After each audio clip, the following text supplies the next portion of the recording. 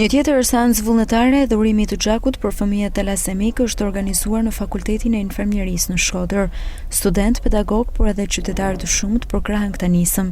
Koordinatorja e Kryqit të Kuq Shkodër, Vera Gjinej, tregon se nevojat për furnizimin me gjak janë të shumta, pasi nuk plotësohen as nga dhurimet vullnetare. Dhurimi i gjakut është i nevojshëm qoftë për personat që janë me kancer, për ata që mësojnë hemorragji, por në mënyrë të veçantë është i nevojshëm sidomos për pacientët talasemik. Janë një grup popullate të cilët kanë nevojë të paktën një herë 2 javë të marrin njësi gjak.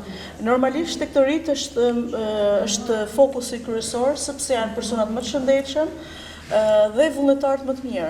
Përgjigjen vazhdimisht qoftë për talasemik, por edhe për nevojat që ne kemi patur vazhdimisht për Spitalin Rajonal Shkodër. Ndërkohë, një nga të rinj dha mesazhin e solidarizimit me pacientët talasemik. Ne si vullnetar, si përfitojmë moral kena dhe anë pozitive faktin që ne japim gjak. Pra, pavarësisht se ato që e marrin kanë anë pozitive për gjakut tonë, anë pozitive jone është edhe përfitimi moral, domethënë fakti që ne japim për të kanë nevojë është anë plus për ne, gjak plus për ne. Normalisht u tha që analizat që bëhen këtu janë sakta dhe dhurimi i gjakut është shumë efektiv dhe shumë pozitiv, dhe normalisht thirrje për tonë moshën teme është me ardhë dhe pse jo me dhuru gjak që me ardhë njerëzve në nevojë. Fakulteti i Infermierisë zhvillon seanca të përmuajshme të dhurimit të gjakut në ndihmë të pacientëve që vuajnë nga talasemia. Pavarësisht seancave të dhurimit, pacientët talasemik kanë më tepër nevoja për furnizimin me gjak dhe specialistët po punojnë për ndërgjegjësimin e qytetarëve.